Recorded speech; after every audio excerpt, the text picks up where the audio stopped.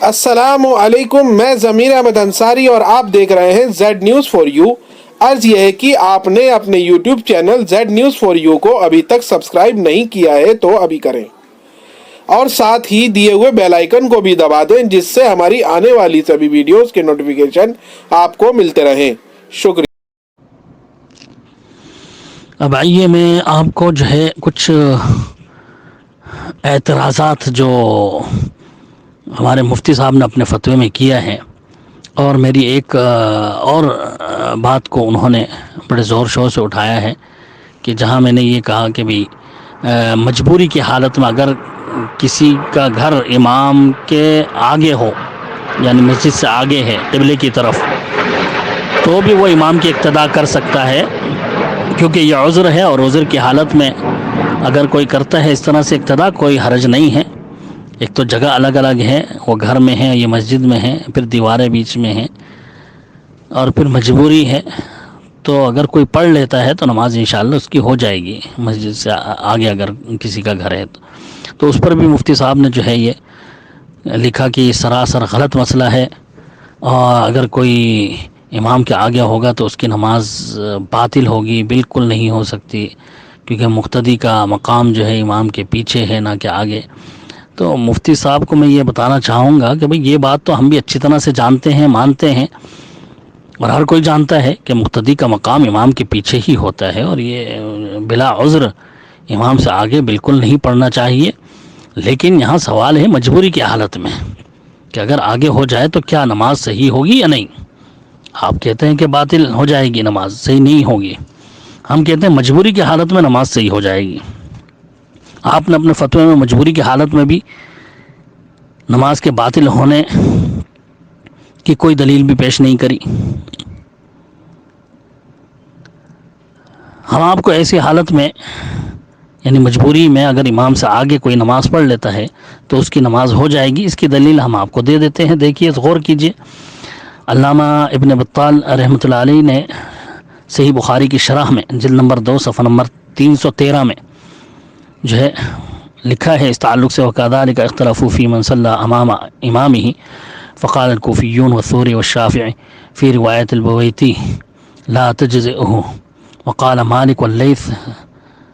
تُجْزِئُهُ ذَكَرَهُ الطَّحَاوِي وَقَالَ ابن المنذر إن قول إسحاق وأبي ثور كقول مالك والليث. احتج ابن القصار لمالك بأن دار آل عمر بن الخطاب كانت أمام المسجد وكانوا يصلون بصلاة الإمام في المسجد ولا مخالفة فيه۔ شرح ابن بطال میں بالکل واضح لکھ رہے ہیں کہ اسی طرح اس شخص کے متعلق بھی اختلاف ہے جو امام کے آگے نماز پڑھے۔ کوفیوں اور ثوری وغیرہ نے اور بویتی کی ایک روایت کے مطابق شافعی نے بھی کہا کہ نماز نہیں ہوگی، اور امام مالک اور امام لیث نے کہا کہ نماز ہو جائے گی۔ اس کو امام طحاوی نے بیان کیا ہے، اور امام ابن المنذر نے کہا کہ امام اسحاق بن راہوی اور امام ابو ثور وغیرہ نے بھی کبھی یہی قول ہے جو امام مالک اور امام لیث کا ہے، یعنی جواز کا فتویٰ کہ نماز ہو جائے گی۔ اور ابن القصار نے امام مالک کی دلیل ان سے یہ بیان کی ہے کہ حضرت عمر بن خطاب رضی اللہ عنہ کے آل و اولاد کے جو گھر مسجد کے آگے تھے قبلے کی طرف، وہ لوگ مسجد کے امام کے ساتھ اس میں نماز پڑھا کرتے تھے، اور اس میں ان کا کوئی مخالف نہیں۔ دیکھ لیجئے مفتی صاحب، یہ سلف بلکہ صحابہ کے زمانے کا عمل ہے جس پر کسی نے بھی ان کی مخالفت نہیں کری، یعنی سب جانتے تھے کہ کیونکہ وہ مقام الگ الگ ہیں تو اس میں کوئی حرج نہیں ہے۔ اگر کوئی مسجد سے آگے گھر کے اندر اگر موجود ہے، اقتداء کر رہا ہو امام کی، تو نماز پڑھ سکتا ہے، جیسا کہ حضرت عمر رضی اللہ عنہ کے آل اولاد، ان کے جو بچے تھے، پوتے، نواسے وغیرہ تھے، وہ پڑھ لیا کرتے تھے اس طرح سے۔ اسی طرح علامہ سبکی رحمۃ اللہ علیہ نے کتاب الدین الخالص کے اندر جلد نمبر 1 صفحہ نمبر 68 میں انہوں نے یہ چیزیں لکھی ہیں، جس کا خلاصہ ترجمہ ہے کہ امام مالک اور ان کے شاگردوں نے کہا کہ جمعہ کے علاوہ مجبوری میں اگر امام کے آگے ہو کر نماز پڑھے تو کراہت کے ساتھ صحیح ہوگی۔ علامہ الرہونی نے کہا کہ امام مالک کہتے ہیں کہ اس میں کوئی حرج نہیں ہے کہ بند گھروں کے اندر امام مسجد کے ساتھ نماز پڑھے سوائے جمعہ کے، جبکہ وہ امام کو دیکھ رہا ہو یا اس کی آواز سن رہا ہو۔ اور اس کی تکبیر کے ساتھ تکبیر کہیں اور اس کے ساتھ رکوع و سجود کریں تو یہ جائز ہے۔ دلیل یہ ہے کہ نبی صلی اللہ علیہ وسلم کی بیویوں نے اپنے حجرے میں امام مسجد کے ساتھ نماز پڑھی۔ امام مالک نے کہا کہ اگر وہ گھر جن میں امام مسجد کے ساتھ نماز پڑھی جائے امام سے آگے کی طرف ہو یعنی قبلے کی جانب تو میں اس کو ناپسند کرتا ہوں، لیکن اگر پڑھیں تو ان کی نماز مکمل ہو جائے گی۔ کیا ہے الفاظ امام مالک رحمۃ اللہ علیہ کے کہ وَلَوْ كَانَتْ الدُّورُ بَيْنَ يَدَيِ الْإِمَامِ كَرِهْتُ ذَلِكَ فَإِنْ صَلُّوا فَصَلَاتُهُمْ تَامَّةٌ وَقَدْ بَلَغَنِي أَنَّ دَارَ آلِ عمر بن الخطاب وهي أمام القبلة كانوا يصلون فيها بصلاة الإمام فيما مضى ولا أحبه فإن فعله أحدا أجزأه۔ کہ امام مالک کہہ رہے ہیں اگر پڑھ لیں تو ان کی نماز مکمل صحیح ہو جائے گی، اور مجھے یہ بات پہنچی ہے کہ آل عمر بن خطاب کے گھر جو تھے وہ مسجد کے آگے قبلے کی جانب تھے، اور وہ لوگ امام کی نماز کے ساتھ اپنے گھروں میں نماز پڑھ لیا کرتے تھے۔ بھلے میں اس کو بلا عذر ناپسند کرتا ہوں، لیکن اگر کوئی اس طرح پڑھ لے تو اس کی نماز صحیح ہوگی۔ تو اس بات کی دلیل کہ دار آل عمر بن خطاب مسجد کے آگے قبلے کی جانب تھا، یہ تو ان سے ملی گئی امام مالک سے، لیکن تاریخ کی جو مشہور کتاب ہے تاریخ الخمیس اور تاریخ المدینہ وغیرہ، ان کی عبارت سے بھی جو ہے یہ واضح ہے کہ دار آل عمر مسجد کے سامنے قبلے کی جانب تھا۔ اس میں ایک واقعہ لکھا ہے تاریخ الخمیس کے اندر، ایک واقعہ ہے جو اللہ کے رسول صلی اللہ علیہ وسلم کی قبر مبارک کھودنے کے لیے دو یہودی آئے تھے، اور آپ کے جسد مبارک کو نکالنے کے ارادے سے جو ہے انہوں نے مسجد نبوی کے پاس گھر لے کر کے وہاں رہ رہے تھے۔ تو ان دونوں کا تعلق سے یہی ہے اس میں ذکر کہ مسجد کے قبلے کی جانب دار آل عمر بن خطاب کے پاس ایک گھر میں وہ رہتے تھے۔ تفسیری عبارت عربی کی میں نے جو ہے اپنی کتاب میں پوری درج کر دی ہے، اس کو کوئی بھی پڑھ سکتا ہے،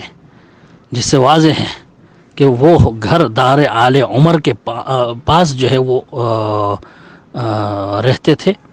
انہوں نے اپنا گھر لیا تھا اور وہاں سے وہ کھدائی کرتے ہوئے اندر حجرہ نبوی صلی اللہ علیہ وسلم کے پاس آ رہے تھے۔ اور 500 سال کے بعد سلطان محمود زنگی انہوں نے خواب میں دیکھا تھا، ان کے زمانے تک بھی وہ دار آل عمر موجود تھے، وہ مسجد کے آگے ہی تھے۔ اسی طرح علامہ سمہودی کی کتاب وفاء الوفاء باخبار المصطفیٰ کے اندر جو ہے وضاحت ہے کہ مؤذنین اور میناروں کے جو فصل انہوں نے قائم کی ہے اس میں واضح کیا ہے کہ حضرت عبداللہ بن عمر رضی اللہ عنہ کا گھر جو تھا وہ قبلے کی طرف تھا، آگے مسجد کے آگے، اور جس کو بعد میں مروان نے جو ہے خرید لیا تھا، اور اس گھر کے ایک حصے پر جو ہے انہوں نے مینارے بنوا دیے تھے۔ حضرت بلال رضی اللہ عنہ حضرت عبداللہ بن عمر رضی اللہ عنہ کی چھت پر ہی اذان دیا کرتے تھے چڑھ کر کے، اور جب عمر بن عبدالعزیز نے اس جگہ مینار بنا دیا تو اس مینارے کے اوپر ہی مؤذن اذان دیا کرتا تھا، اور وہ روایت میں پیچھے بیان کر چکا ہوں، گزر چکی ہے کہ مؤذنین اوپر ہی امام کی نماز کے ساتھ باجماعت نماز پڑھ لیا کرتے تھے۔ تو اس سے معلوم ہوا کہ وہ جگہ بھی غالباً قبلے سے آگے ہی تھی جہاں مؤذن وغیرہ باجماعت نماز پڑھ لیتے تھے۔ اسی کتاب میں وفاء الوفاء کے اندر آپ دیکھیں گے جلد نمبر 2 صفحہ نمبر 77 میں ایک عبارت اور ملی جس میں یہ واضح ہو رہا ہے کہ حضرت حفصہ رضی اللہ عنہ کا جو گھر تھا وہ بھی قبلے کی ہی جانب تھا۔ خلاصہ ترجمہ اس کا میں بیان کر دوں، عربی عبارت کتاب میں کوئی دیکھ سکتا ہے کہ حضرت حفصہ ہی کے قبضے میں ان کا یہ گھر تھا۔ جب حضرت عثمان رضی اللہ عنہ کے دور میں مسجد کی توسیع کا ارادہ ہوا تو لوگوں نے اسے شامل کرنے کے لیے حضرت حفصہ سے مطالبہ کیا، لیکن آپ رک گئیں اور فرمایا کہ میں مسجد میں کس راستے سے جایا کروں گی۔ تو آپ سے جو ہے عرض کیا گیا کہ ہم آپ کو اس سے اور زیادہ کھلا مکان دیں گے اور جس میں ایسا ہی راستہ مسجد میں ہوگا۔ چنانچہ انہوں نے خوش ہو کر کے وہ مکان دے دیا۔ تو علامہ سمہودی کہتے ہیں کہ میں کہتا ہوں یہ قصہ صرف ابن شبہ نے حضرت حفصہ کے اس گھر کے بارے میں بیان کیا جو مسجد کے قبلے کی طرف تھا، اور غالباً اسی کو پھر دار آل عمر بن خطاب کہا جانے لگا، جو حضرت حفصہ رضی اللہ عنہ کی صاحبزادی حضرت عمر رضی اللہ عنہ کی صاحبزادی حضرت حفصہ رضی اللہ عنہ کے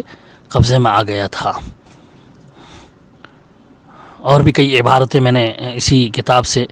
جو ہے نقل کر دی ہیں، جن سے بالکل واضح ہے کہ دار آل عمر جو تھا وہ آگے ہی تھا۔ تو مجبوری کی حالت میں امام سے آگے اگر کوئی پڑھتا ہے تو سلف سے ثابت ہے کہ ابھی ایسی حالت میں بالکل پڑھ سکتا ہے مجبوری میں۔ اور آج کے علماء بھی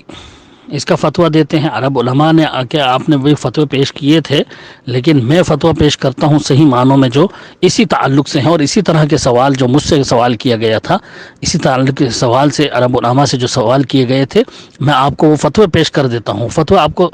جو ہے دکھا دیتا ہوں۔ سوال کیا گیا کہ کیا مسجد سے متصل گھر، چھت یا تہخانے میں موجود مرد عورتیں امام کی اقتداء میں نماز پڑھ سکتی ہیں جبکہ وہ امام کی صرف آواز سن رہی ہوں؟ نیز اگر مقتدیوں میں سے کچھ عورتیں یا مرد چھت پر امام کے آگے کھڑے ہو جائیں تو کیا ان کی نماز درست ہوگی؟ یہی مجھ سے بھی ہوا تھا سوال، اور یہ جو ہے سوال عرب عالم سے ہوا ہے، اللجنہ دائمہ فتویٰ کمیٹی، جو آپ نیٹ پہ اگر ڈھونڈیں گے تو islamqa.info کے اندر آپ کو یہ آنسرس مل جائیں گے، جن میں 65685 نمبر جو ہے سوال نمبر اس میں ڈلا ہوا ہے، 16/11/2019 کا یہ جواب ہے۔ جواب میں وہ لکھتے ہیں کہ عورتوں کی صف اگر مسجد کے بالائی منزل پر یا تہخانے میں ہو اور مردوں کی صف زمین کی سطح پر ہو، نیز عورتوں کی صف مردوں کی صف سے مقدم ہو یا مؤخر ہو یا بھلے برابر ہو، تو ایسی صورت میں ان کی نماز امام کے ساتھ درست ہوگی۔ اسی طرح عورتوں کی صف امام کے درمیان دیوار یا پردہ حائل ہو تو بھی نماز صحیح ہوگی۔ اسی طرح اگر امام ایک کمرے میں ہو اور اس کے ساتھ چند مقتدی ہوں اور جگہ کی تنگی کی بنا پر باقی مقتدی دوسرے کمرے میں ہوں، امام کی اقتداء کریں تو یہ بھی درست ہوگا۔ اگر کسی مسجد سے متصل مکان میں امام کی تکبیرات سنائی دیتی ہوں تو اس مکان کی چھت یا صحن میں بھی امام کی اقتداء درست ہوگی، مگر تمام مقتدی چھت پر بھی امام کے پیچھے کھڑے ہوں، امام سے آگے کھڑے نہ ہوں۔ پھر آگے دلائل دیتے ہیں کون سے، کہ بھئی مسجد سے باہر کسی گھر کی چھت وغیرہ میں اگر کوئی نماز پڑھتا ہے تو پڑھ سکتا ہے۔ اس کے دلائل پہلے امام بخاری رحمۃ اللہ علیہ کے باب کو انہوں نے پیش کیا، پھر حسن بصری اور ابی مجلس والی روایت پیش کری جو میں پیش کر چکا ہوں، پھر حضرت عائشہ رضی اللہ عنہ سے بخاری کی روایت کہ اللہ کے رسول صلی اللہ علیہ وسلم حجرے میں نماز پڑھ رہے ہیں اور باقی لوگ مسجد میں اقتداء کر رہے ہیں، وہ روایت انہوں نے پیش کری دلیل میں۔ پھر حضرت ابو ہریرہ رضی اللہ عنہ نے جو مسجد کے چھت پر نماز پڑھی اس کا ذکر کیا، اس کو بھی دلیل پیش کیا۔ پھر حضرت سالم بن عبداللہ کہ بھئی مغرب کی نماز انہوں نے مسجد کی چھت پر پڑھی امام کے ساتھ، اس کو پیش کیا۔ پھر وہ روایت جس میں یہ ہے کہ کچھ لوگ جو ہے حجاج اور اس کی فوج سے ڈر کر بھاگے ہوئے تھے، وہ جو ہے ایک اونچی جگہ پر مسجد کی چھت پر جو ہے وہ نماز پڑھتے تھے، اس کو بھی انہوں نے پیش کیا دلیل میں۔ امام ابن سیرین کا جو میں نے فتویٰ پیش کیا تھا وہ بھی انہوں نے پیش کیا، اور وہ بن زبیر نے ایک گھر میں دار حمید بن عبد الرحمن میں نماز پڑھی، اس کو بھی انہوں نے پیش کیا۔ پھر آگے لکھتے ہیں کہ اسی طرح شیخ ابن عثیمین رحمۃ اللہ علیہ سے سوال کیا گیا کہ عورت کا مساجد میں نماز ادا کرنے کا کیا حکم ہے جن میں انہیں نہ تو مقتدی نظر آتے ہوں اور نہ ہی امام دکھائی دیں بلکہ صرف انہیں نماز کی آواز آتی ہو؟ تو جواب میں امام شیخ ابن عثیمین نے لکھا کہ عورت اور مرد کے لیے بھی مسجد میں نماز باجماعت ادا کرنی جائز ہے، چاہے وہ امام اور مقتدیوں کو نہ بھی دیکھ رہے ہوں، لیکن یہ اس صورت میں ہے جبکہ امام کی اقتداء کرنا ممکن ہو۔ اس لیے اگر مسجد میں عورتیں والی جگہ امام کی آواز پہنچ رہی ہو اور عورتوں کے لیے امام کی اقتداء کرنا ممکن ہو تو امام کے ساتھ ان کی نماز کرنا جائز ہے، کیونکہ جگہ ایک ہی ہے اور امام کی اقتداء بھی ممکن ہے، چاہے وہ لاؤڈ اسپیکر کے ذریعے ہی ہو یا پھر اسپیکر کے بغیر امام کی آواز آ رہی ہو یا امام کی جانب سے انہیں آواز پہنچائی جا رہی ہو۔ اگر انہیں امام اور مقتدی نہ بھی نظر آئیں تو بھی نماز میں نقصان اور ضرر نہیں، بلکہ بعض علماء کرام نے تو امام یا مقتدیوں کو دیکھنے کی شرط اس کے لیے رکھی ہے جو مسجد سے باہر نماز ادا کر رہا ہو، کیونکہ فقہا کا کہنا ہے کہ اگر مسجد سے باہر نماز ادا کرنے والا شخص امام یا مقتدی کو دیکھ رہا ہے تو اس کی نماز صحیح ہے۔ پھر آگے لکھتے ہیں کہ یہ اس لیے کہ جماعت کا مقصد یہ ہے کہ افعال اور جگہ میں اتفاق ہو، لیکن اگر مسجد بھر چکی ہو اور باہر نماز ادا کرنے والا شخص امام کی اقتداء میں نماز ادا کر رہا ہو اور امام کی متابعت کرنا ممکن ہو تو راجح یہی ہے کہ امام کی اقتداء اور متابعت کرنا جائز ہے، چاہے امام نظر آ رہا ہو یا نہ نظر آ رہا ہو۔ ماخوذ از مجموع الفتاوی شیخ ابن عثیمین جلد نمبر 15 صفحہ نمبر 213۔ پھر آگے لکھتے ہیں نماز میں مقتدیوں کا امام سے آگے کھڑا ہونا درست نہیں، لیکن اگر مجبوری ہو کہ امام کے پیچھے کوئی جگہ نہ ہو تو آگے کھڑے ہو سکتے ہیں۔ سعودی فتاوی کمیٹی سے سوال کیا گیا، اللجنہ دائمہ سے سوال کیا گیا کہ کیا نماز تراویح کی ادائیگی کے لیے مسجد سے آگے عورتوں کے لیے جگہ مخصوص کی جا سکتی ہے، یعنی نماز والی جگہ امام سے آگے ہو اور مسجد کی دیوار کا فاصلہ ہو، اس کے علاوہ عورتوں کے لیے نماز کی جگہ نہیں ہے۔ تو جواب از سعودی فتاوی کمیٹی یہ آیا کہ نماز باجماعت میں اصل یہ ہے کہ مقتدی امام کے پیچھے ہوں، امام سے آگے نماز ادا کرنے والے مقتدی کے بارے میں علماء کرام کا اختلاف ہے، اس میں صحیح قول یہی ہے کہ کسی عذر ہونے کی حالت میں جائز ہے۔ سن لیں مفتی صاحب، عرب علماء فتویٰ کمیٹی جس میں بہت سارے عرب کے علماء موجود ہیں، وہ یہ فتویٰ دے رہے ہیں کہ عذر کی حالت میں، ایسی حالت میں نماز جائز ہے۔ پھر دلیل کیا دے رہے ہیں آگے؟ شیخ الاسلام ابن تیمیہ رحمۃ اللہ علیہ سے درج ذیل سوال دریافت کیا گیا کہ کیا مسجد میں امام کے آگے یا پیچھے آڑ ہونے کی صورت میں نماز ہو جاتی ہے یا نہیں؟ شیخ الاسلام کا جواب تھا امام کے آگے مقتدی کا نماز ادا کرنے میں 3 قول ہیں۔ پہلا قول مطلقاً صحیح ہے اگر اس کی کراہیت کا بھی کہا گیا ہے، امام مالک کا مشہور قول یہی ہے اور امام شافعی رحمۃ اللہ علیہ کا قدیم قول بھی یہی ہے۔ دوسرا قول مطلقاً صحیح نہیں، جیسا کہ امام ابو حنیفہ اور امام شافعی اور امام احمد کا ایک مشہور مذہب ہے۔ تیسرا قول عذر کی صورت میں جائز ہے، بغیر عذر صحیح نہیں۔ امام احمد وغیرہ کے مسلک میں ایک قول یہ بھی ہے اور یہی قول راجح اور عادل ہے، یعنی شیخ الاسلام نے کیا کہا کہ عذر کی صورت میں جائز ہے، یہی قول راجح اور عادل ہے، یعنی انصاف کے زیادہ قریب ہیں، کیونکہ امام کے آگے نہ ہونا زیادہ سے زیادہ یہی ہے کہ یہ نماز باجماعت کے واجبات میں سے ہوگا اور سب واجبات عذر کی صورت میں ساقط ہو جاتے ہیں۔ مفتی صاحب کے لیے یہ بہت قابل غور عبارت ہے کہ جو انہوں نے انکار کیا ہے، منع کیا ہے، اگر یہاں اس چیز کو دیکھ لیں جو شیخ الاسلام ابن تیمیہ نے کہا ہے تو بات پوری سمجھ میں آ جائے گی۔ کہتے ہیں کہ زیادہ سے زیادہ یہی ہے کہ یہ نماز باجماعت کے واجبات میں سے ہے اور سب واجبات عذر کی صورت میں ساقط ہو جاتے ہیں، اور اگر اصل نماز میں واجب ہے تو نماز باجماعت میں بالأولیٰ ساقط ہوگا، اس لیے کہ نماز میں قیام، قرات و لباس، طہارت وغیرہ سے عاجز ہونے کی بنا پر نمازی سے ساقط ہو جاتی ہے۔ آگے تفصیل ہے لیکن میں براہ راست امام شیخ الاسلام تیمیہ کے عبارت کو میں نقل کروں گا آگے۔ پھر لکھتے ہیں کہ یہاں مقصود یہ ہے کہ حسب الامکان امام کے پیچھے کھڑے ہو کر امام کی اقتداء کی جائے گی، لیکن اگر مقتدی کے لیے امام کے آگے کھڑے ہونے کے علاوہ اس کی اقتداء کرنا ممکن نہ ہو تو زیادہ سے زیادہ یہ ہے کہ اس نے جماعت کی بنا پر پیچھے کھڑا ہونا ترک کیا ہے، اور یہ کسی دوسرے سے خفیف اور کم ہے۔ جیسے کوئی عورت اگر کسی دوسری عورت کو نہ پائے تو اکیلے ہی صف کے پیچھے کھڑی ہو جائے گی، اس میں ائمہ کا اتفاق ہے۔ صف بنانے کا حکم تو حسب الامکان ہے، نہ کہ صف بنانے سے عاجز ہونے کی صورت میں ہے۔ دیکھیے فتاوی الکبریٰ جلد نمبر 2 صفحہ نمبر 331 سے 333 تک۔ پھر آگے لکھتے ہیں شیخ ابن عثیمین رحمۃ اللہ علیہ سے دریافت کیا گیا کہ امام سے آگے کھڑے ہونا جائز ہے؟ شیخ رحمۃ اللہ علیہ کا جواب تھا کہ صحیح یہ ہے کہ امام کے آگے کھڑا ہونا واجب ہے۔ پھر آگے لکھتے ہیں بعض اہل علم نے اس سے ضرورت اور حاجت کے وقت استثناء کیا ہے، مثلا مسجد تنگ ہو اور اس کا ارد گرد لوگوں کے لیے کافی نہ ہو تو لوگ اس کے دائیں بائیں اور آگے پیچھے ضرورت کی بنا پر نماز ادا کر لیں۔ مجموع الفتاوی ابن عثیمین جلد نمبر 13 صفحہ نمبر 44۔ اس بنا پر آپ لوگ عورتوں کے لیے نماز کی جگہ پیچھے بنانے کی کوشش کروں، اور اگر جگہ نہ ملے اور امام کے آگے کے علاوہ کہیں اور ممکن نہ ہو تو انشاءاللہ اس میں کوئی حرج نہیں ہے۔ یہ ہے ان کا جواب کہ ہاں بھئی اقتداء امام کی صحیح ہوگی اگر وہ امام کے آگے۔ شیخ الاسلام کا جو فتویٰ انہوں نے بیان کیا ہے، اس میں مختصر سے انہوں نے بیان کیا ہے، میں تفصیلی ان کی عبارت آپ کے سامنے پیش کر دیتا ہوں فتاوی الکبریٰ سے، اور اس کا ترجمہ مختصر انداز میں آپ کے سامنے رکھتا ہوں۔ اس میں یہ ہے کہ شیخ الاسلام ابن تیمیہ سے سوال پوچھا گیا کہ کیا مسجد میں امام سے آگے یا پیچھے آڑ یا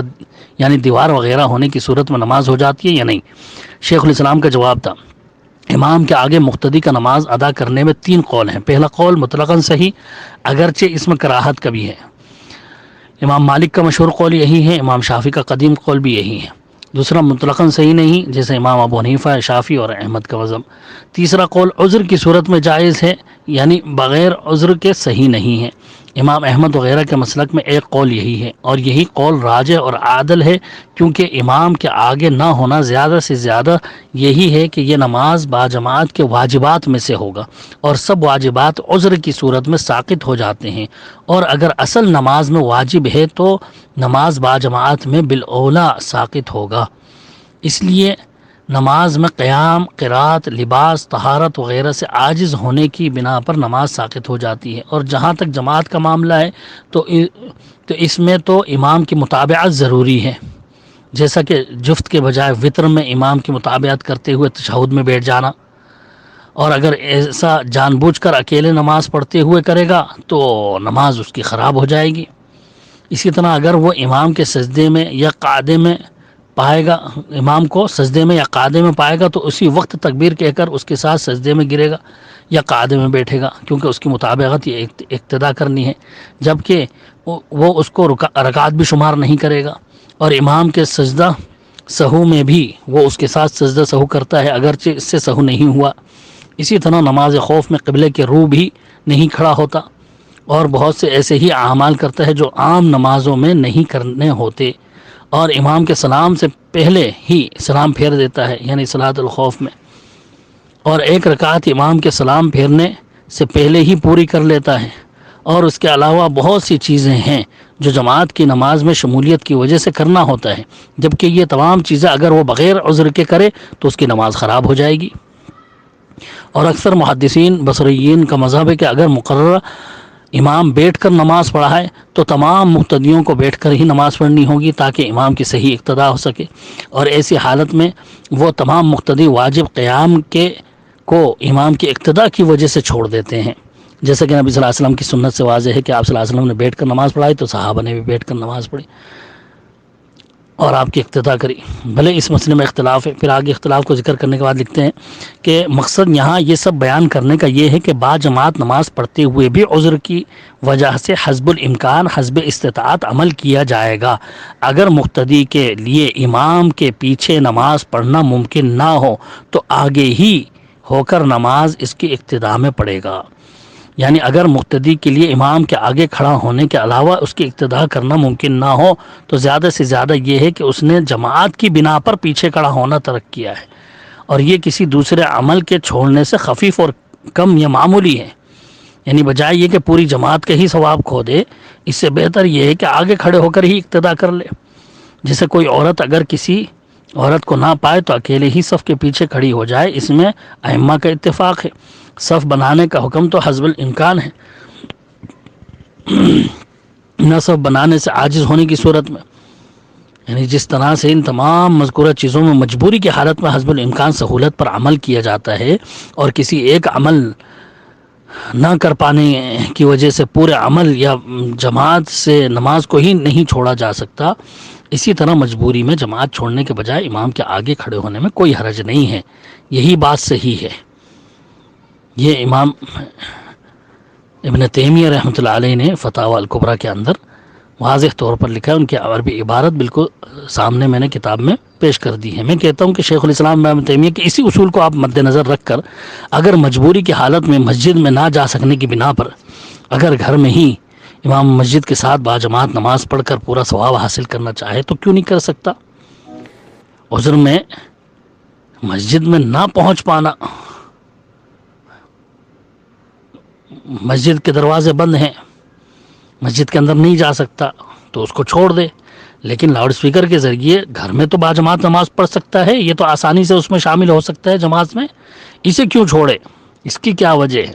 کیا صرف دیواروں اور سڑکوں کے بیچ میں آنے کی وجہ سے اس کو پوری جماعت کا ثواب چھوڑنا پڑے گا؟ جبکہ اس کی کوئی دلیل بھی نہیں ہے، جبکہ اس کے برخلاف عمل صحابہ کا موجود ہے کہ انہوں نے گھروں میں امام مسجد کے ساتھ نماز پڑھی۔ آپ خود انصاف سے جو ہے فیصلہ کر سکتے ہیں۔ امام ابن تیمیہ کی طرح ایک مثال میں بھی دیتا ہوں کہ بھئی اونچی جگہ، اگر امام جو ہے اونچی جگہ میں ہوں اور مقتدی نیچے ہوں، اس سے رسول اللہ صلی اللہ علیہ وسلم نے منع کیا ہے۔ اس کے تعلق سے کئی روایتیں موجود ہیں ابو داؤد اور سنن نسائی وغیرہ میں۔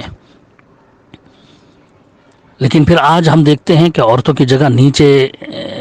یا بیسمنٹ میں وغیرہ میں مقرر کر دی جاتی ہے، اور اس کو جائز رکھا ہوا ہے سب نے۔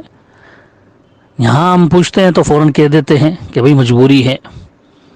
جگہ اتنی نہیں ہے تو بیسمنٹ میں جگہ بنا دی، امام اونچا ہے، پہلی منزل میں ہے، اور پھر یہ جگہ الگ الگ ہو گئی، یہی جواب آتے ہیں عام طور پر۔ تو بالکل یہی حال تو یہاں ہے کہ مجبوری کی حالت میں امام سے آگے ہوا ہے، کیونکہ اپنے گھر کو تو وہ مسجد سے پیچھے لا نہیں سکتا، اور جگہ دونوں الگ الگ ہیں، بند کمرہ ہے، تو بالکل یہ بھی جائز ہوا ہے ایسے حالت میں، بالکل نماز صحیح ہوگی یہاں پر۔ اسی طرح سے دیکھیے اسلام سوال جواب کے اندر بھی ایک فتویٰ اسی طرح کا ہے، اس میں بھی جو ہے انہوں نے جواز کا فتویٰ دیا ہے۔ میں نے پورا فتویٰ عربی کا پیش کر دیا ہے کتاب میں۔ اس کے علاوہ بھی بہت سارے فتوے ہیں۔ دارالافتاء کا ایک فتویٰ ہے جس کا خلاصہ یہ کہ مسجد سے باہر مسجد کے بھر جانے کی وجہ سے امام کے آگے مقتدی کا نماز پڑھنا جائز درست ہے، اور پھر لکھتے ہیں اصل تو یہی ہے کہ امام کے پیچھے کھڑا ہوا جائے، اس کے ارد گرد، کیونکہ لفظ امام کے لغوی معنی اس کا تقاضا کرتے ہیں، اور جمہور فقہاء کا بھی یہی کہتے ہیں۔ لیکن اگر کوئی عذر آ جائے، یعنی ضرورت کے وقت مقتدی کا امام کے آگے نماز پڑھنے میں کوئی حرج نہیں ہے۔ اس مسئلے میں امام مالک کے قول پر عمل کرتے ہوئے جائز ہے، بشرطے کہ امام کی حرکات کا علم ہوتا رہے تاکہ اقتداء کی جا سکے۔ آگے لکھتے ہیں کہ قاعدہ شرعیہ ہے کہ جب کسی کو مجبوری کے موقع پر کوئی اختلافی مسئلہ درپیش آ جائے تو اس میں اس کی بات مانے جس نے اس کی اجازت دی ہوئی ہو۔ یہ قاعدہ شرعیہ بتا دیا کہ جس نے اجازت دے رکھی ہے اس پر عمل کر لے، جس نے سختیاں کر رکھی ہیں زبردستی کی کہ نہیں ایسا نہیں کر سکتے، اس کی بات نہ مانے۔ شاید مفتی صاحب نے صحابہ کے آثار کے مقابلے میں کچھ فقہا کی تقلید کرتے ہوئے چند فقہا کے کچھ اقوال کے مطابق اس مسئلے کا انکار والے اقوال ہی دیکھے ہیں، اور فقہا کے بنائے ہوئے اس قاعدے کو نہیں دیکھا کہ کم از کم پوری طرح سے تقلید کرتے کہ بھئی صحیح موقف پر تو پہنچ جاتے۔ بہت سارے اس طرح کے فتوے میں نے پیش کر دیے ہیں، تقریباً 10 فتوے ہیں یہاں پر جو میں نے اپنی کتاب میں پیش کیے ہیں، جن میں بالکل واضح ہے کہ وہ لکھ رہے ہیں کہ امام کے آگے اگر مجبوری میں ہوتا ہے تو کوئی حرج نہیں ہے، ضرورت کے وقت بالکل جائز ہے، اس طرح سے نماز پڑھی جا سکتی ہے۔ باقاعدہ بڑے علماء اسلام کے فتاوے بھی انہوں نے پیش کر دیے ہیں۔ اسلام ویب میں آپ کو مل جائیں گے فتوے اس تعلق سے عرب علماء کے، وہ بھی میں نے پیش کر دیے ہیں۔ پورے 10 فتوے یہ آپ کے سامنے ہیں جس میں وضاحت ہے۔ تو فتاوے تو ایسے اور بھی زیادہ تھے، لیکن میں نے بس مختصر سے یہاں پہ آپ کے سامنے رکھ دیے ہیں اس کتاب کے اندر، تاکہ ماننے والے کے لیے تو بس اتنا ہی کافی ہے، اور فتاوی عرب علماء کے دیکھ کر کے شاید مفتی صاحب کو بھی رجوع کی توفیق مل جائے۔ اور بلکہ آج ہم دیکھتے ہیں مسجد حرام میں، مکہ میں، پہلے تو حج کے زمانے میں امام حجر اسود کے سامنے کھڑے ہوا کرتے تھے، وہاں سے نماز پڑھاتے تھے تاکہ مقتدی امام کے پیچھے ہی ہوں۔ لیکن اس بار یہ دیکھنے میں آیا کہ باب ملک عبدالعزیز کے پاس جو ہے فرسٹ فلور میں ایک عارضی احاطہ جو ہے وہ بنایا ہوا ہے، اور امام صاحب اس میں کھڑے ہو کر نماز پڑھا رہے ہوتے ہیں، اور ہزاروں لوگ جو ہیں وہ نیچے کے فلور میں یا اوپر کے فلور میں آگے کھڑے ہوتے ہیں۔ اور نماز ادا کر رہے ہوتے ہیں امام کے ساتھ، امام پیچھے ہوتا ہے، وہ مقتدی آگے ہوتے ہیں. تو میں کہوں گا مفتی صاحب سے کہ ذرا اس تعلق سے بھی ایک فتویٰ جاری کر دیجئے کہ آپ بھی وہ جو مسجد حرام میں نماز پڑھ رہے ہیں ان کی نماز ہی نہیں ہو رہی کیونکہ امام پیچھے ہے اور وہ آگے ہیں.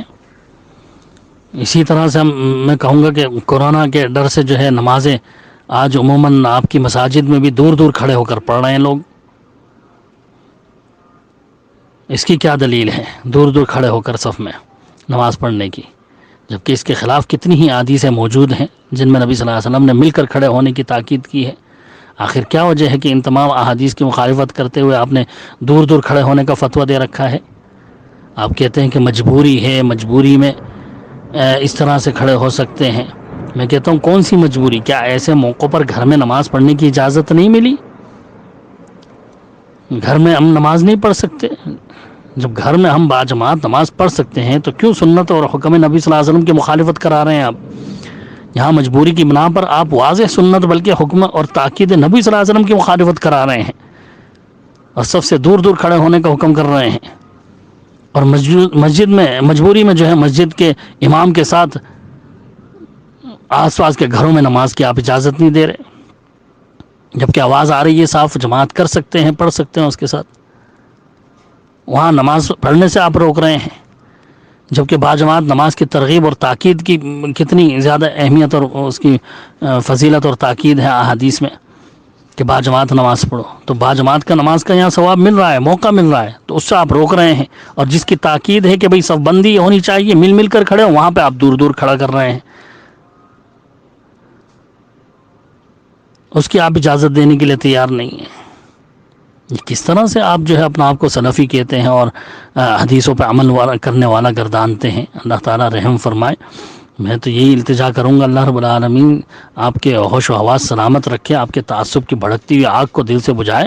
للہیت اور خلوص اور آخرت کا ڈر رکھتے ہوئے ٹھنڈے دل سے پہلے ان حدیثوں پر غور کر لیجئے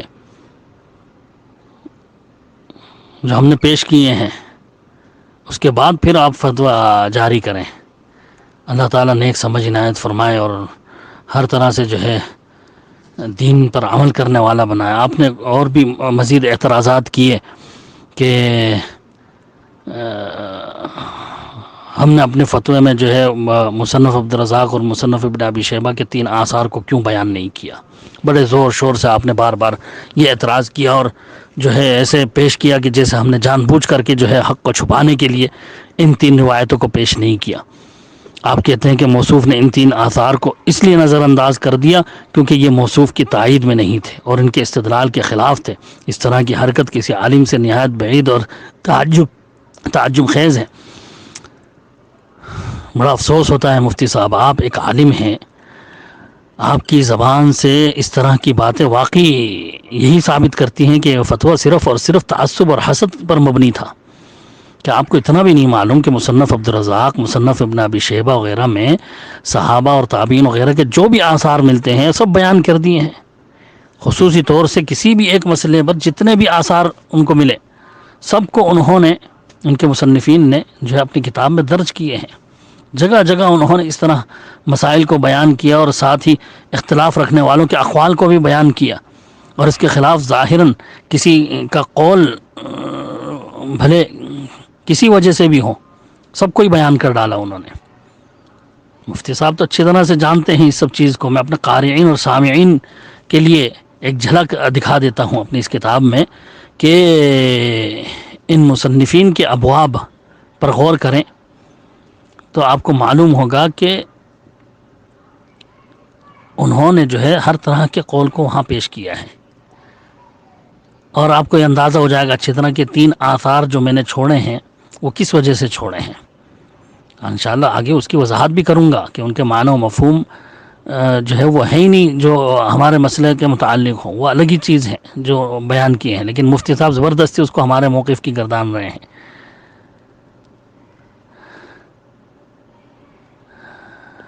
اور مفتی صاحب کے ہی موقف کے مطابق نہیں ہے،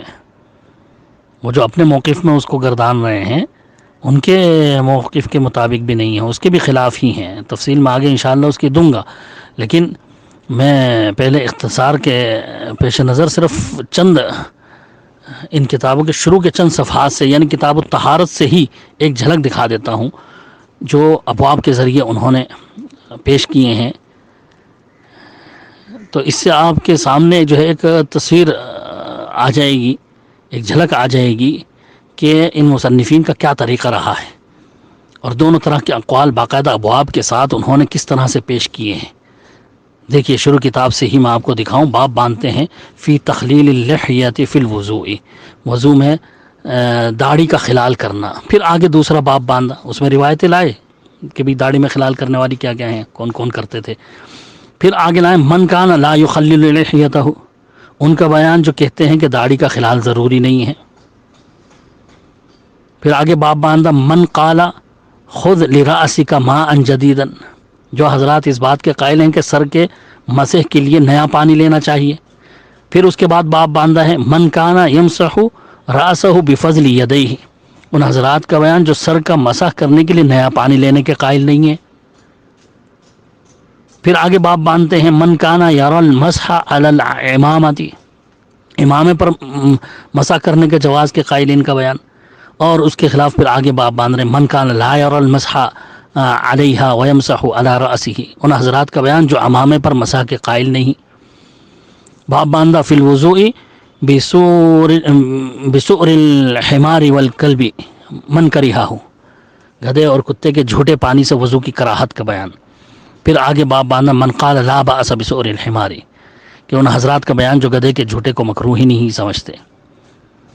من رخص فی الوضوء بسؤر الحر، باب باندھا کہ ان حضرات کا بیان جنہوں نے بلی کے جھوٹے سے وضو کو جائز قرار دیا. اور پھر آگے باب باندھا من قال لا یجز ویغسل منہ الاناء، ان حضرات کا بیان جو بلی کے جھوٹے سے وضو کو درست نہیں سمجھتے اور برتن کو دھونا ضروری قرار دیتے ہیں. پھر باب باندھا ہے کہ فی الوضوء بفضل المرأۃ، عورت کے بچے ہوئے پانی کے استعمال کرنے کا حکم. اور باب باندھا ہے آگے من کرہ ان یتوضأ بفضل وضوئها، ان حضرات کا بیان جو عورت کے بچے ہوئے پانی سے وضو کو ناپسند کرتے. باب باندھا ہے فی الرجل والمرأۃ یغتسلان بماء واحد، مرد عورت ایک ہی برتن سے غسل کرنے کا بیان. پھر آگے باب باندھا من کرہ ذلک، ان لوگوں کا بیان جو مرد عورت کے ایک برتن میں غسل کو ناپسند کرتے تھے. باب باندھا ہے من کان یتوضأ اذا احتجم، جو حضرات حجامہ کے بعد وضو کے قائل ہیں. پھر آگے باب باندھا من قال علیہ الغسل، جو حضرات جو ہے حجامے کے بعد غسل ضروری سمجھتے تھے ان کا قول. باب باندھا ہے من قال لیس فی القبلۃ وضوء، کہ جن حضرات کے نزدیک بوسہ لینے سے وضو نہیں ٹوٹتا. پھر آگے باب باندھا من قال فیہ الوضوء، جن حضرات کے نزدیک بوسہ لینے سے وضو ٹوٹ جاتا ہے. دونوں طرح کے قول بیان کر رہے ہیں باب باندھ کر کے باقاعدہ. باب باندھا باب فی الوضوء من لحوم الابل، اونٹ کے گوشت کھا کر وضو کرنے کا بیان. پھر آگے باب باندھا من کان لا یتوضأ من لحوم الابل، کہ جن حضرات کے نزدیک اونٹ کا گوشت کھا کر وضو واجب نہیں ہے. باب باندھا من کان لا یتوضأ مما مست النار، جس چیز کو آگ نے چھوا اس سے وضو نہیں ٹوٹتا. پھر آگے باب باندھا من کان یری الوضوء مما غیرت النار، جس چیز کو آگ نے چھوا ہے اس کے استعمال سے وضو کرنے کا بیان. پھر باب باندھا فی اللبن یشرب من قال ویتوضأ، دودھ پی کر وضو کا بیان. پھر باب باندھا من کان لا یتوضأ منہ ولا یمزمز، دودھ پی کر وضو اور کلی نہ کرنے کا بیان. اسی طرح باب باندھا ہے باب فی الرجل یخرج من المخرج فیدخل یدہ فی الاناء، جن حضرات کے نزدیک بیت الخلاء سے نکل کر پانی کے برتن میں ہاتھ ڈالا جا سکتا ہے. اور آگے باب باندھا من کان یقول لا يدخلها حتى یغسلها، کہ جن حضرات کے نزدیک بیت الخلاء سے نکل کر پانی میں ہاتھ داخل کرنا درست ہی نہیں ہے. باب باندھا من کرہ ان یقرأ الجنب القرآن، جن حضرات کے نزدیک حالت جنابت میں قرآن پڑھنا مکروہ ہے. پھر آگے باب باندھے ہیں من رخص للجنب ان یقرأ من القرآن، جن حضرات کے نزدیک حالت جنابت میں قرآن پڑھنے کی رخصت ہے. پھر باب ہے من کان لا يدخل الحمام ویکرہہ، جن حضرات کے نزدیک حمام میں داخل ہونا ناپسندیدہ ہے. پھر آگے باندھ رہے ہیں من رخص فی دخول الحمام، جن حضرات کے نزدیک حمام میں داخل ہونے کی رخصت ہے. اس طرح سے اور بھی بہت سارے باب میں نے کتاب میں پیش کر دیے ہیں مختصر، ان کو پڑھا جا سکتا ہے کہ ایک طرف ایک باب باندھ رہے ہیں، دوسری طرف اس کے خلاف باندھ کر کے جو اس کے خلاف اقوال ہیں وہ لا رہے ہیں. اسی طرح پوری 11 جلدوں میں تمام مسائل میں دونوں طرف کی روایات ان ابواب میں انہوں نے بیان کی ہوئی ہیں، جن کو تطبیق و توفیق کے بغیر سمجھنا ہی مشکل ہے، اور یہ کام ایک عالم ہی کر سکتا ہے کہ صحیح موقف جو احادیث رسول صلی اللہ علیہ وسلم کے مطابق ہوں اس کو، یا اس کے قریب قریب ہو، اس کو اختیار کریں، اور یہ کام سب سے اچھے انداز سے محدثین سیاحت ستہ نے بخوبی انجام دیا ہے۔ اب میں پوچھتا ہوں مفتی صاحب سے کہ جب آپ اس طرح کے مسئلے میں دونوں طرح کی روایات پائیں گے تو کیا کریں گے؟ آپ ایسے موقع پر کیا کریں گے جب دونوں طرح کی روایت پائیں گے؟ تو آپ ایک عالم ہیں، کیا آپ سب کی مان لیں گے اور دونوں موقف کو پیش کریں گے اور دونوں طرح کی حدیثیں پیش کر کے مسئلہ بتائیں گے، یا اور الجھن میں ڈال دیں گے؟ لوگ علماء سے سوال پوچھتے ہیں صحیح مسئلہ معلوم ہو جائے، نہ کہ اختلافات میں الجھنے کے لیے فتویٰ پوچھتے ہیں۔ آپ حضرت عمر رضی اللہ عنہ والی روایت پیش کر کے اگر باقی کی 12 روایتیں جو میں نے پیش کی تھیں ان کو بھی پیش کرتے تو آخر کیا فیصلہ کرتے کہ ان سب صحابہ و تابعین نے تو غلط کیا، صرف حضرت عمر کا یہ فتویٰ جن کے فتوے کا اصل مقصد اور مفہوم ہی کچھ اور ہے، آپ خود بھی نہیں سمجھے، اس کو آپ صحیح قرار دے دیتے کہ ہاں بھائی اس پر عمل کرو، باقی سارے جتنے صحابہ نے کیا ہے وہ سب چھوڑ دو۔ اور پھر حضرت عمر رضی اللہ عنہ کا قول جو کہ ضعیف ہے، سند سے صحیح سند سے ثابت بھی نہیں ہے، اس کو آپ قابل عمل مان لیں گے۔ اور جو تقریباً 40 روایتیں میں نے ابھی پیش کی ہیں اس کتاب میں آپ دیکھ سکتے ہیں، صرف ایک قول کی بنیاد پر ان سب کا انکار کر دیں گے 40 روایتوں کا۔ ہاں آپ کے فتوے سے تو میرے خیال میں یہی اندازہ لگتا ہے کہ آپ صرف اپنے مطلب یا اپنے موقف کی ہی روایتیں لیں گے اور باقی کو کسی نہ کسی بہانے انکار کر دیں گے، لیکن ہمارا طریقہ تو یہ نہیں ہے۔ ہمارا طریقہ تو وہ ہے جو محدثین سلف کا تھا کہ اگر دو روایتیں ظاہری تعارض کی ملتی ہیں تو ان میں تطبیق و توفیق کے ذریعے تعارض ختم کرنے کی کوشش کرتے ہیں تاکہ کسی بھی حدیث کا انکار نہ ہو، جیسے کہ اب تک محدثین اور علماء اسلام کرتے چلے آ رہے ہیں، کیونکہ احادیث رسول صلی اللہ علیہ وسلم کا چھپانا ہمارا شیوا نہیں ہے، اور نہ ہی کسی حدیث کا انکار یا تعویلات بیجا کرنا ہماری عادت ہے۔ ہم تو اپنی طاقت کے مطابق ہر حدیث رسول صلی اللہ علیہ وسلم پر عمل کرنے کی کوشش کرتے ہیں۔ حالانکہ میں نے دیکھا فتوے میں آپ کے غور کیا تو خود آپ نے اپنے فتوے میں مانا ہے کہ یہ مسئلہ بہت پرانا ہے اور سلف سے مختلف ہی رہا ہے، یعنی اختلاف شروع سے رہا ہے، آپ خود مان رہے ہیں۔ جب معلوم تھا کہ اختلاف ہے اس مسئلے میں تو ذرا تو آپ کو تحقیق کرنی چاہیے تھی کہ اختلاف کہاں سے شروع ہوا، کیسے ہوا، کیا صحابہ میں بھی اس مسئلے میں اختلاف تھا؟ اگر ظاہری طور پر کوئی اختلاف نظر آ رہا ہے تو محدثین سلف کی طرح ان میں جمع و تطبیق کا طریقہ اختیار کر کے اس کے اختلاف کو آپ نے رفع کیوں نہیں کیا، ختم کیوں نہیں کیا، کیوں اس کی تحقیق نہیں کری، کیوں سب سے بڑے اور سب سے معتبر محدثین سیاحت ستہ کا منہج اور موقف اس مسئلے میں آپ نے نہیں دیکھا؟ آخر ایک عالم کا کام کیا ہے، اختلاف کو ختم کرنا یا سائل کو اختلافات میں اور الجھا دینا؟ سائل سوال پوچھتا ہے تاکہ وہ صحیح طریقہ جان کر اس پر عمل پیرا ہو، نہ کہ اختلافی مسئلوں میں اور زیادہ الجھنے کے لیے۔ الحمدللہ ہماری جماعت کے علماء کا شروع سے ہی یہ طریقہ رہا ہے کہ محدثین کے منہج کی طرح اختلافی مسئلہ میں جمع و تطبیق دے کر کے اختلافات کو ختم کر کے مسئلے کو واضح کیا جائے، عمل کے واسطے، نہ کہ الجھانے کے لیے۔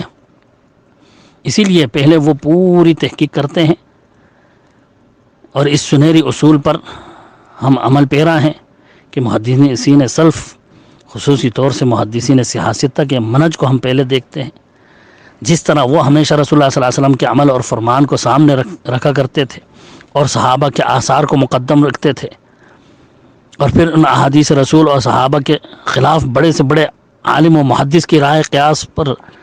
جو مبنی اقوال ہیں ان پر ذرا بھی توجہ نہیں دیتے تھے، بلکہ اپنے ابواب میں بیان کردہ حدیث کی تائید میں صحابہ کے اقوال و اعمال کو پیش کر کے اس کو واضح کر کے پھر اس کو ترجیح دیا کرتے تھے۔ اسی طرح ہماری جماعت کا منہج کے اختلافی مسائل میں بھلے دنیا بھر کے بعد کے علماء سارے ایک ہو جائیں، اگر حدیث رسول یا آثار صحابہ مل جائے، سلف صالحین کا منہج مل جائے، تو اس کے خلاف تمام علماء کے فتاوی اقوال رد کر دیے جائیں گے، لیکن صحابہ کے عمل کو جواب نہیں دیا جائے گا۔ اگر صحابہ کے آثار بھی اس میں بھی اگر اختلاف پایا جائے تو اس کو جمع و تطبیق کے ساتھ سمجھنے کی کوشش کریں گے، ورنہ جو سنت رسول صلی اللہ علیہ وسلم کے قریب ہو زیادہ اس کو ہم اپنا لیتے ہیں. جیسا کہ اس مسئلے کا معاملہ ہے، جیسا کہ میں بیان کر چکا ہے، خود رسول اللہ صلی اللہ علیہ وسلم کے سامنے عمل ہو چکا ہے کہ آپ حجرے میں نماز پڑھ رہے تھے اور صحابہ نے حجرے سے باہر آپ کے ساتھ باجماعت نماز پڑھی. دوسرا ہے کہ بارش کی وجہ سے رسول اللہ صلی اللہ علیہ وسلم نے باجماعت صحابہ کو نماز پڑھائی کہ لوگ اپنے اپنے ٹھکانوں اپنے ڈیروں میں تھے، اور حضرت بلال ان کو رسول اللہ صلی اللہ علیہ وسلم کی آواز سنا رہے تھے تکبیرات زور سے کہہ کر، اور لوگ اپنے ڈیروں میں آپ کی جماعت کی اقتدا کر رہے ہیں.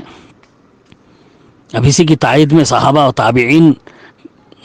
کا عمل اور وضاحت اور فتویٰ ان کا مل گیا کہ انہوں نے مسجد کے باہر گھر میں مسجد کے امام کے ساتھ نماز پڑھی باجماعت، تو بس وہ ہمارے لیے کافی تھا. ایک دو نہیں بلکہ 40 روایتیں میں نے آپ کے سامنے پیش کر دی ہیں. خیر، اب اس کے مقابلے میں ظاہراً حضرت عمر رضی اللہ عنہ کا قول آپ یہ کہتے ہیں کہ یہ جو ہے آپ کے موقف کے خلاف تھی، اسی لیے آپ نے چھپا دیا. سن لیجئے، حضرت عمر رضی اللہ عنہ کا جو قول تھا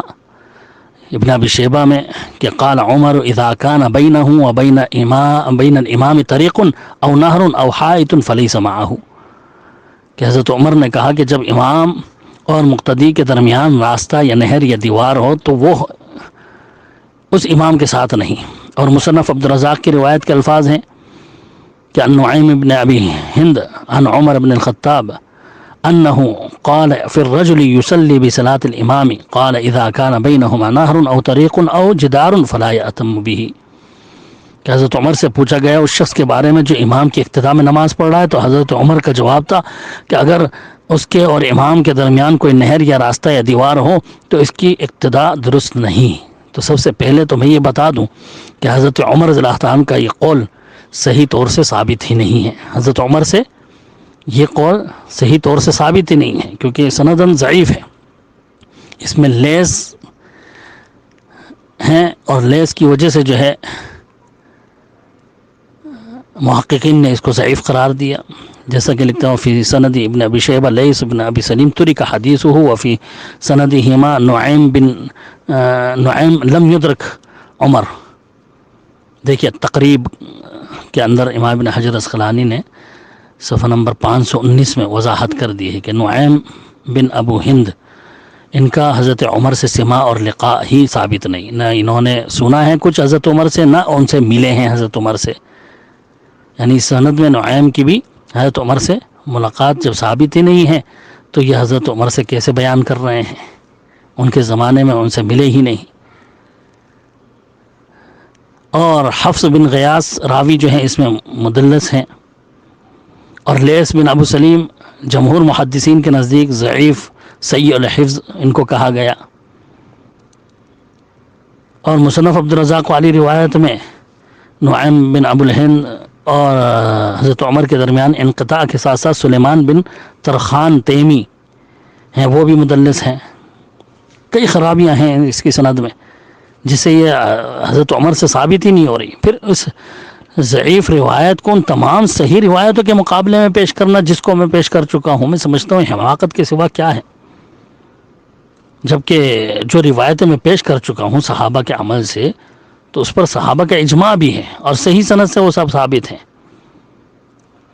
فقہ سنہ میں حضرت انس کے عمل کو پیش کر کے خود صاحب کتاب نے لکھا وَسَكَتَ عَلَيْهِ الصَّحَابَہ، کہ ان کے اس عمل پر کسی صحابی نے اعتراض نہیں کیا کچھ بھی. صحابہ کا دور ہے، جس سے انہوں نے یہ واضح کیا کہ اس پر اجماع سکوتی ہے صحابہ کا. تو جس مسئلے پر صحابہ کے اجماع ہو اس کے خلاف ایک ایسی روایت جو ثابت ہی نہیں ہے کیسے اس کو پیش کر دیا جاتا. دوسرا یہ کہ چلو ہم مان لیتے ہیں آپ کے بقول کہ حضرت عمر سے اگر یہ ثابت بھی ہو تو پھر بھی اس میں جمع توفیق ضروری ہو جاتی ہے تاکہ دونوں کو صحیح طور سے سمجھا جا سکے. یہ نہیں کہ اس ایک قول کی وجہ سے ہم وہ 40 روایتیں چھوڑ دیں، کیونکہ اس روایت کے الفاظ کے ظاہر سے یہ معلوم ہو رہا ہے کہ حضرت عمر کا جو قول ہے وہ عام حالات کے تعلق سے ہے، جبکہ مسجد میں جگہ ہونے کے باوجود بغیر کسی عذر کے کوئی مسجد سے باہر نماز پڑھے تو اس کو کہا کہ وہ امام کے ساتھ نہیں ہے.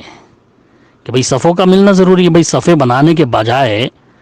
وہ مسجد کے باہر جو ہے وہ کھڑا ہوا صف بنا رہا ہے, وہاں پہ نماز پڑھ رہا ہے, اکیلا کھڑا ہوا نماز پڑھ رہا ہے, تو اس کی نماز کیسے امام کے ساتھ ہوگی؟ اس کو منع کیا حضرت عمر نے. ورنہ مجبوری کی حالت میں دیگر صحابہ کے عمل سے ثابت ہو ہی گیا کہ ایک دو نہیں کئی روایتیں پیش کر چکا ہوں. اس طرح یہ ہمارے موقف کے خلاف نہیں ہے, کیونکہ ہمارا مسئلہ ہے مجبوری کی حالت میں مسجد کے باہر گھروں میں نماز پڑھنے کا, جبکہ امام کی آواز سنائی دے رہی ہو, اور یہاں بلا عذر مسجد کے باہر پڑھنے والے کے تعلق سے یہ قول ہے, جبکہ وہ مسجد میں آ سکتا تھا, صف بنا کر کے نماز امام کے پیچھے وہ پڑھ سکتا تھا, اس پر قادر تھا, پھر بھی وہ نہیں آیا, تو اس کو کہا کہ وہ امام کے ساتھ ہی نہیں ہے. تو اس معنی پر اس کو محمول کر کے حضرت عمر رضی اللہ تعالیٰ عنہ کے قول کو دونوں طرح کے اقوال میں اور صحابہ کے عمل میں جو ہے وہ جمع تطبیق ہو جاتی ہے, کوئی تعارض باقی نہیں رہتا. اگر یہ معنی نہیں لیں گے تو پھر میں مفتی صاحب سے پوچھتا ہوں کہ اس حدیث کو اگر آپ اپنے موقف کی دلیل مانتے ہیں تو پھر آپ کی کو مسجد کے صحن یا دوسری تیسری منزلوں میں بھی نماز نہیں پڑھنی ہوگی, کیونکہ بیچ میں دیوار آ جاتی ہے. اور حضرت عمر کے قول میں صاف واضح ہے کہ دیوار اگر حائل ہو تو وہ امام کے ساتھ نہیں ہے. تو آج آپ کیسے دیوار کے حائل ہونے کے باوجود نمازیں پڑھ لیتے ہیں؟ اگر آپ اس کو عام سمجھتے ہیں, اگر آپ کہیں گے کہ مسجد بھر جاتی ہے تب باہر صحن یا منزلوں میں ہم نماز پڑھتے ہیں, تو بس گویا کہ آپ نے خود اپنے عمل سے ثابت کر دیا کہ حضرت عمر کا یہ قول بلا عذر یعنی بغیر کسی مجبوری کے نماز پڑھنے والے کے لیے ہے, نہ کہ مجبوری کی حالت میں پڑھنے والے کے لیے. اور ہمارا مسئلہ مجبوری میں نماز پڑھنے کا ہی ہے, لہذا یہ روایت ہمارے مسئلے میں کچھ تعلق رکھتی ہی نہیں تھی, اس لیے ہم نے اس کو بیان نہیں کیا اور چھوڑ دیا. جس پر آپ کو پریشانی ہوئی کہ آخر چھوڑا کیوں اس روایت کو. بالکل اسی طرح حضرت ابراہیم نخعی تابعی اور امام شعبی کے قول کو لے لیجئے کہ ان کا قول بھی بلا عذر مسجد سے باہر نماز پڑھنے کے پر محمول کیا جائے گا. ابراہیم نخعی کا قول تو صرف ناپسندیدگی پر ہے. جو روایت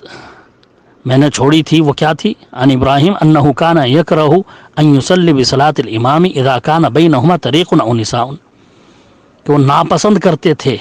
کہ کوئی نماز پڑھے امام کے ساتھ اور اس کے اور امام کے درمیان راستہ یا عورتیں ہوں. یہ صرف ناپسندیدگی کا اظہار انہوں نے کیا ہے, ناجائز قرار نہیں دیا. یہ نہیں کہا کہ نماز ہوگی ہی نہیں,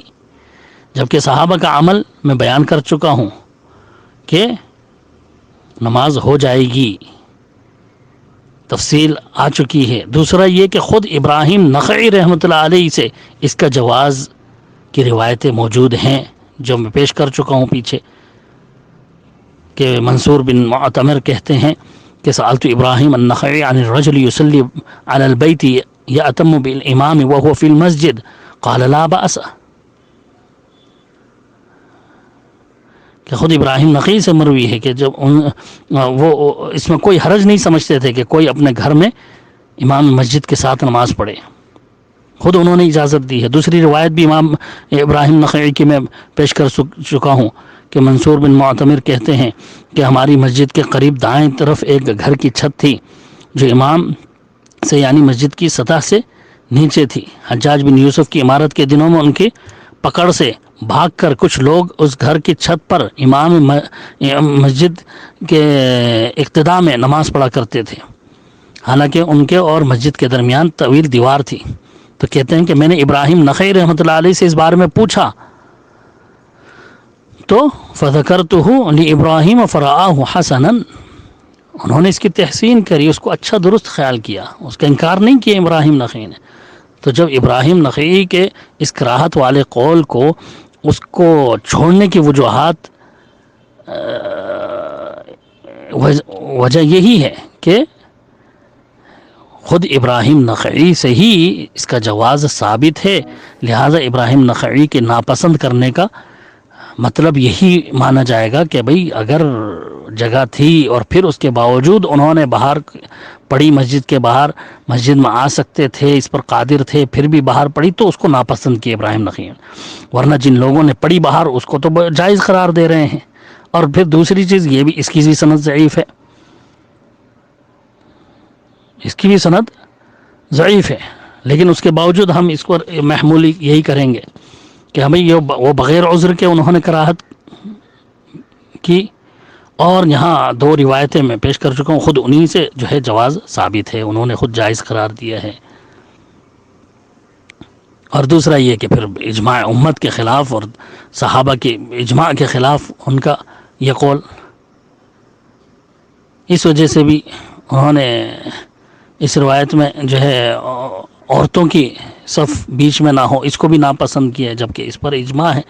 امت کا کہ عورتوں کی صف کے پیچھے اگر بعد میں آنے والے مرد صف بنا کر نماز پڑھ لیتے ہیں تو ان کی نماز صحیح ہوگی، یہ جمہور کا فتویٰ ہے۔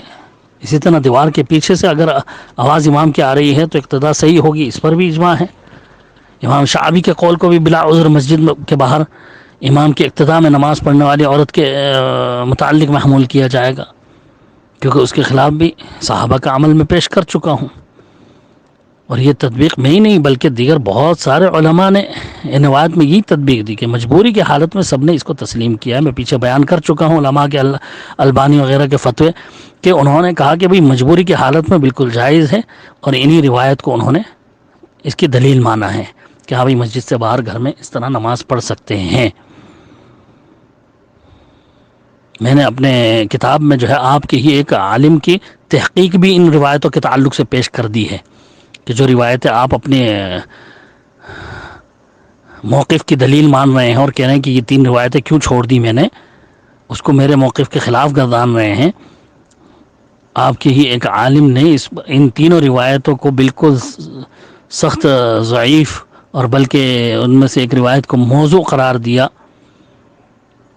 وہ تحقیق بھی میں نے کتاب میں پیش کر لی، اس پر غور کر سکتے ہیں۔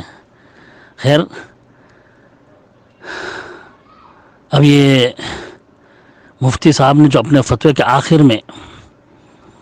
کہا ہے کہ اگر گھر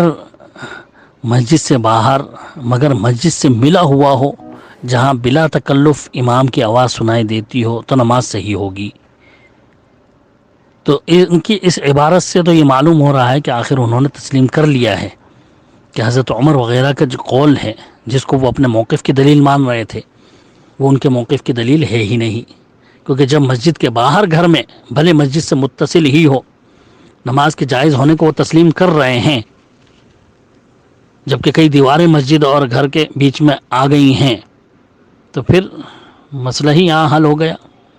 کیونکہ اصل مسئلہ تو یہی ہے نا کہ مسجد کی چار دیواری سے باہر مسجد کے امام کے اقتداء میں نماز پڑھنا ہے، وہ جائز ہے یا نہیں جائز؟ یہ اس کو ناجائز قرار دے رہے ہیں، کہہ رہے ہیں نماز ہی نہیں ہوگی۔ ہم جو ہے ثابت کر چکے ہیں کہ نماز اگر آواز آ رہی ہے تو بالکل پڑھ سکتے ہیں، جائز ہے۔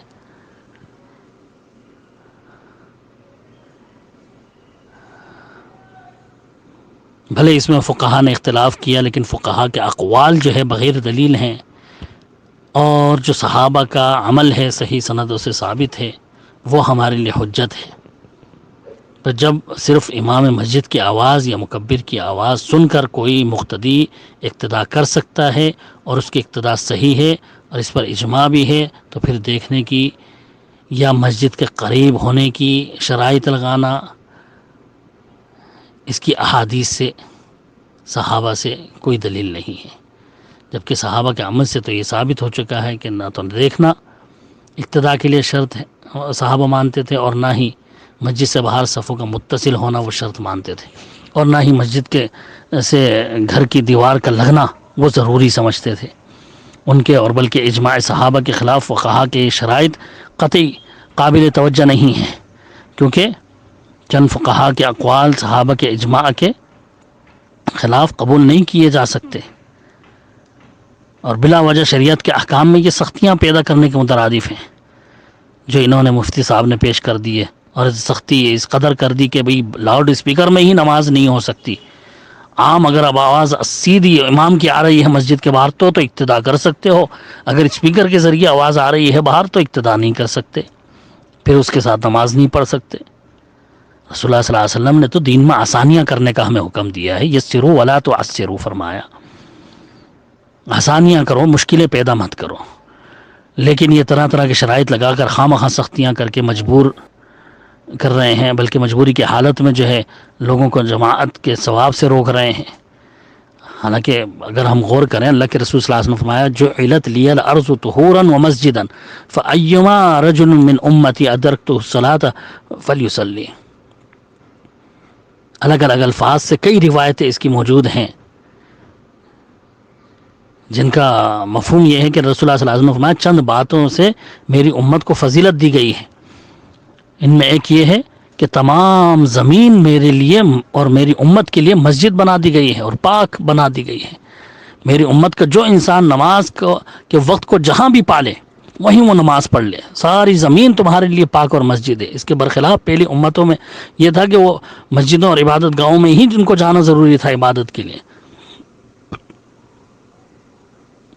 بخاری مسلم کی کئی روایتیں ہیں. ایک روایت میں حیثما ادرکک الصلاۃ فصلی والارض لک مسجد. تم جہاں کہیں بھی نماز کو پاؤ فوراً نماز پڑھ لو, تمہارے لیے زمین ساری مسجد ہے. الگ الگ الفاظ روایتوں کے میں نے اپنی کتاب میں پیش کر دی ہیں. تفصیل ساری کئی روایتیں اس میں وضاحت کے ساتھ پیش کر دی ہیں. اب کوئی باجماعت نماز مسجد جا کر نہیں پڑھ پا رہا ہے, مجبور ہے, نماز باجماعت کی آواز سن رہا ہے, گویا اس کو نماز جماعت سے مل رہی ہے, تو کیوں اب وہ اس جماعت کے ثواب سے محروم رکھا جائے؟ جبکہ ایسے حالات میں تو ہر جگہ کو مسجد قرار دے دیا گیا کہ کہیں بھی نماز پڑھنے کی اجازت ہے. اور پھر جبکہ مجبور ہے, مسجد کے دروازے بند ہیں, اسے روک دیا گیا ہے, مسجد کے آس پاس ہونے کی وجہ سے جماعت کی آواز بھی آ رہی ہے, تو آخر کیا چیز مانع ہے امام مسجد کے ساتھ نماز پڑھنے سے؟ کیا کسی حدیث میں اس سے منع کیا گیا ہے؟ بلکہ احادیث نبوی اور تعامل صحابہ آ جانے کے بعد ہمیں اپنی طاقت کے مطابق ان پر عمل پیرا ہونا چاہیے تھا. یہ آسانی خود رسول اللہ صلی اللہ علیہ وسلم نے ہمارے لیے کی ہے. صحیح بخاری وغیرہ کی واضح حدیث ہے کہ دعونی ما ترکتکم انما اہلک من کان قبلکم کثرت سؤالہم واختلافہم علی انبیائہم فاذا نہیتکم عن شیء فاجتنبوہ واذا امرتکم بامر فأتوا منہ ما استطعتم. جو باتیں میں نے تمہیں بیان کر دی ہیں ان پر عمل پیرا ہو جاؤ اپنی طاقت کے مطابق, اور تمہیں بیان کرنے سے جو باتیں چھوڑ دوں مجھے میرے حال پر چھوڑ دو, اس کے بارے میں کریت کر سوال مت کرو, اس میں رخصت ہی سمجھو. اس لیے کہ تم سے پہلے جو لوگ تھے اسی چیز نے ان کو ہلاک کر دیا کہ وہ کثرت سے سوال کیا کرتے تھے اور اپنے پیغمبروں سے پھر اختلافات کیا کرتے تھے. اس لیے جب میں تمہیں کوئی کسی چیز سے روک دوں تو تم اس سے اجتناب کرو. جس چیز کا میں تمہیں حکم دے دوں اپنی طاقت کے مطابق اس کو بجا لاؤ. مسجد میں جانے کی طاقت نہیں ہے لیکن نماز مسجد کی جماعت کے ساتھ بآسانی پڑھ سکتے ہیں, تو کیوں نہ پڑھیں؟ کیوں اس عظیم اجر و ثواب سے محروم رہیں؟ یہاں مفتی صاحب کو فقہا کے اس اصول کو یاد رکھنا چاہیے جو انہوں نے بیان کیا, القاعدہ الشرعیہ ان من ابتلی بشیء من المختلف فیہ فلیقلد من اجازہ, کہ یہ قاعدہ شرعیہ ہے کہ جب کسی کو مجبوری کے موقع پر کوئی اختلافی مسئلہ درپیش آ جائے تو اس میں اس کی بات مانیں جس نے اس کی اجازت دی ہوئی ہو. اس تعلق سے ایک اور مثال میں دیتا ہوں. جیسا کہ نبی صلی اللہ علیہ وسلم کے زمانے میں اذان دی جاتی تھی بلند آواز سے, اور نبی صلی اللہ علیہ وسلم کے فرمان بے شمار ہیں کہ جو اذان سنے اس پر جواب دینا واجب ہے, یعنی باجماعت نماز پڑھنا واجب ہے. اذان سننے والے کو کئی بار رسول اللہ صلی اللہ علیہ وسلم نے مسجد میں آنے کی تاکید کی. جو اذان سنے اس کی بلا عذر گھر میں نماز ہی نہیں ہوتی. تو اس وقت بغیر مائک اور اسپیکر کے اذان ہوا کرتی تھی, اور جہاں تک آواز اذان کی پہنچے ان کے لیے جماعت سے نماز ضروری قرار دی گئی. اور آج لاؤڈ اسپیکر کے ذریعے اذان کی آواز دور دور تک پہنچتی ہے. تو کیا آج آپ دور والوں کے لیے یہ حکم لگائیں گے کہ کیونکہ مؤذن کی آواز براہ راست جس طرح نبی صلی اللہ علیہ وسلم کے زمانے میں پہنچتی تھی اس طرح نہیں پہنچ رہی, اس لیے ان کے لیے جماعت میں حاضر ہونا ضروری نہیں؟ اگر آواز بغیر اسپیکر کے پہنچے تو ہی نماز باجماعت کے لیے مسجد میں حاضر ہونا ضروری ہوگا, اور کیونکہ لاؤڈ اسپیکر کی آواز سے پہنچ رہی ہے اس لیے تم پر ضروری نہیں ہے. آپ دیں گے یہ فتویٰ؟ کیونکہ لاؤڈ اسپیکر کی آواز کا تو آپ کو اعتبار ہی نہیں ہے. آپ یہ فتویٰ دے کر کے دکھائیں. ہرگز آپ یہ فتویٰ نہیں دے سکتے. آپ یہی کہیں گے کہ جس طرح بغیر اسپیکر کے مسجد کے مؤذن کی آواز سننے والے کے لیے باجماعت نماز ضروری ہے، اسی طرح اسپیکر وغیرہ کے ذریعے اذان کی آواز سننے والے کے لیے بھی مسجد میں حاضر ہونا اور باجماعت نماز پڑھنا ہے. بس اسی طرح سے اگر کوئی شخص مسجد کے امام کی آواز اسپیکر میں سن رہا ہے تو وہ بھی مجبوری کی حالت میں جبکہ مسجد میں جگہ موجود ہے اور آسانی سے جو ہے جا سکتا ہے تو وہیں پڑے گا اندر جا کر کے مسجد میں. لیکن مجبوری کی حالت میں اگر نہیں جا سک رہا ہے، روک دیا گیا ہے مسجد سے، تو امام مسجد کے ساتھ اسپیکر کی آواز پر کیوں نہیں پڑھ سکتا وہ، جس طرح صحابہ نے مسجد سے باہر باجماعت نماز پڑھی، کیونکہ اس نے مسجد کے مؤذن کی آواز سنی ہے اسپیکر سے ہی، جس طرح صحابہ مؤذن کی آواز سنتے تھے. اور اس کو بھی اذان سننے کی وجہ سے باجماعت نماز پڑھنا چاہیے، بھلے عذر کی وجہ سے ضروری نہیں قرار دیا کہ جو ہے وہ مسجد میں ہی ہر حالت میں پہنچے. عموماً مشاہدہ رہا ہے، آج ہم دیکھتے ہیں کہ اگر ہم باجماعت نماز کا خیال نہیں رہتا، مسجد میں وقت پر جماعت ہو رہی ہے اس کا خیال اب نہیں ہے، تو عموماً لوگ سستی کر جاتے ہیں اور گھروں میں جو ہے وہ نماز کا وقت نکل جاتا ہے اور نماز ہی نہیں پڑھتے، اپنے کام کاج میں مصروف رہتے ہیں. یہ عام طور پر بہت سارے لوگوں سے شکایت سنی گئی اور خود تجربہ ہوا اس چیز کا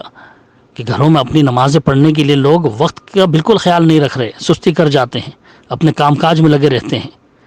کہ چلو ہم نے خود ہی تو پڑھنی ہے، جب مرضی پڑھ لیں گے، گھر کے اندر